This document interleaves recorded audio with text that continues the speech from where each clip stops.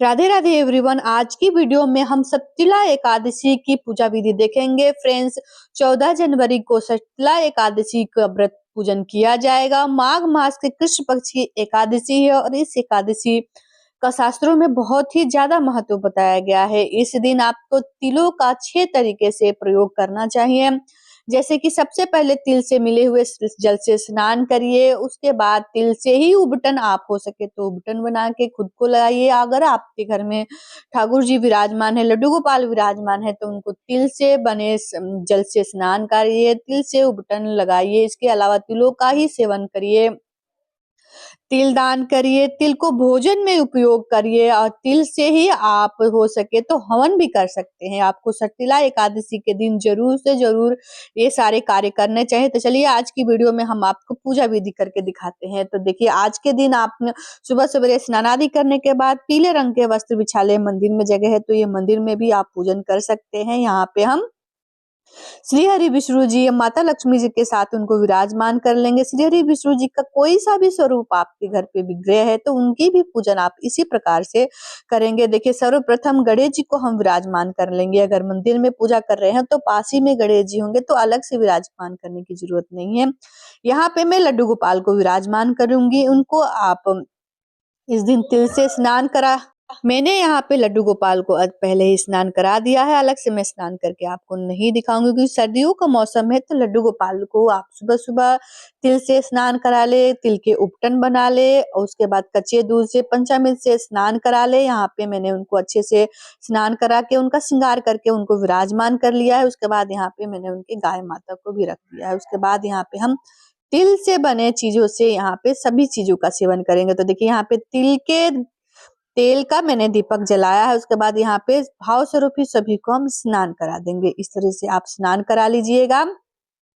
लड्डू गोपाल को मैंने पहले स्नान करा लिया है। उसके बाद यहाँ पे दीपक जला लिया है। हमने हमने दीपक जला लिया है। यहाँ पे आप घी के भी दीपक जला सकते हैं। यहाँ पे मैंने तिल के दीपक का प्रज्वलित किया है। उसके बाद यहाँ पे हम सभी को वस्त्र स्वरूपी कलवा अर्पित करेंगे। गणेश जी को वस्त्र स्वरूपी कलवा अर्पित करेंगे। श्री विष्णु जी को वस्त्र स्वरूपी कलवा अर्पित कर लेंगे।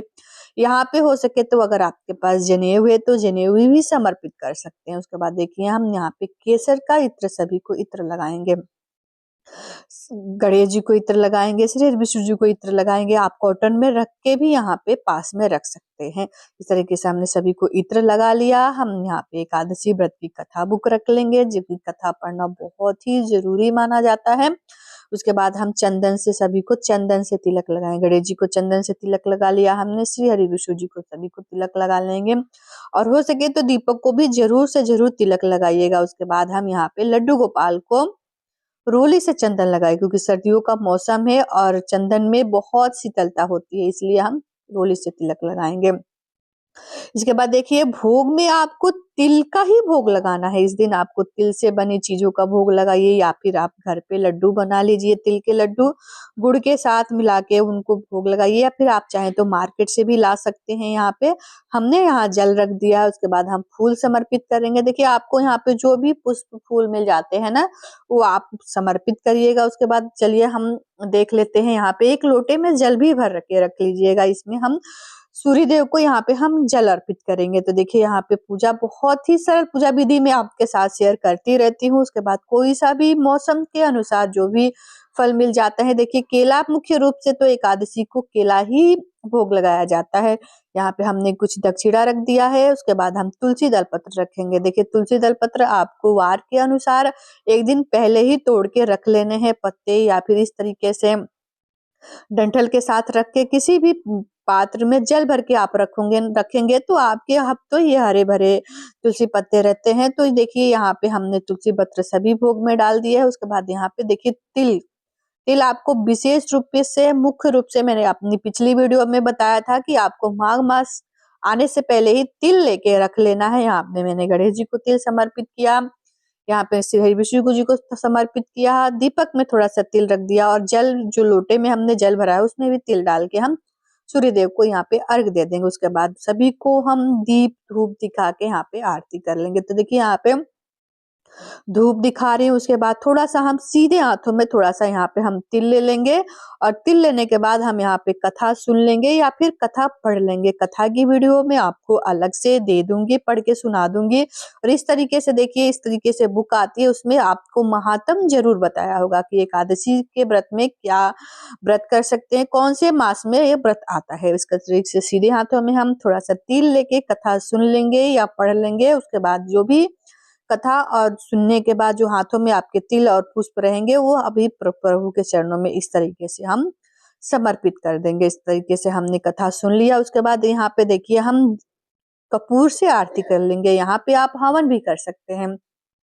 हवन आप देखिए, हवन जब करिएगा तो उसमें चावलों का प्रयोग ना ही करिएगा, क्योंकि देखिए एकादशी पे चावल का यहाँ पे प्रयोग नहीं किया जाता है। इस बात को आपको खास ख्याल रखना है। जब अभी आप हवन करिएगा तो थोड़ा सा उपले ले लीजिएगा, घी डाल लीजिएगा, उसको सुलगा के उस पे कपूर और तिल से यहाँ पे आप आरती कर सकते हैं, हवन कर सकते हैं। यहाँ पे हमने ओम जय जगदीश की आरती कर ली है। उसके बाद हाथ जोड़ के पूजा में रहित कमियों की क्षमा याचना करेंगे। इस तरीके से देखिए, और अब हम बात करते हैं कि 14 जनवरी को तो हमारे यहाँ मकर संक्रांति मनाई जा रही है, पर देखिए ऐसा कुछ नहीं है। शाम के समय 9 बजे के बाद ही शायद मकर में प्रवेश हो रहा है, तो ये मकर संक्रांति यानी कि हमारी खिचड़ी 15 जनवरी को मनाई जाएगी। 14 तारीख को सटकिला एकादशी मनाया जाएगा और देखिए 15 तारीख को आपको खिचड़ी यानी कि मकर संक्रांति का पर्व मनाया जा रहा है। इस दिन आप विशेषकर देखिए, क्योंकि दशमी की तिथि है, उस दिन आपको क्या करना है कि तिल से, चावल से, बहुत सारी चीजों से आप दान कर सकते हैं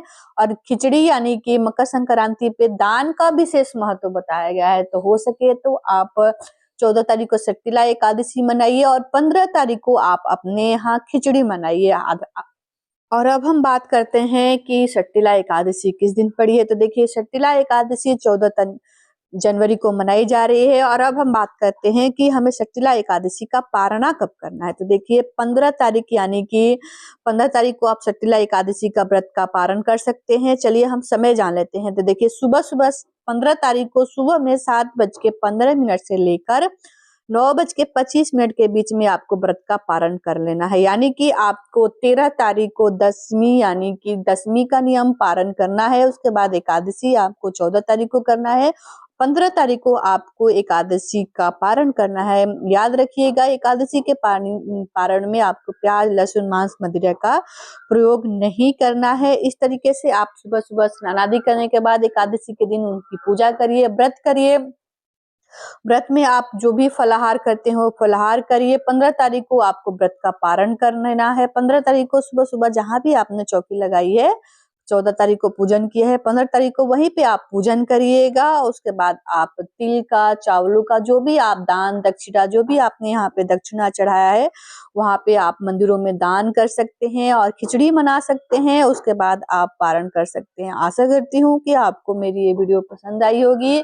तो वीडियो को लाइक कर दीजिएगा, चैनल पे नए हैं तो चैनल को भी सब्सक्राइब कर दीजिएगा, कमेंट बॉक्स में राधे राधे जरूर लिखिएगा। मिलती हूँ आपको दूसरी वीडियो में, तब तक जय श्री कृष्णा, राधे राधे।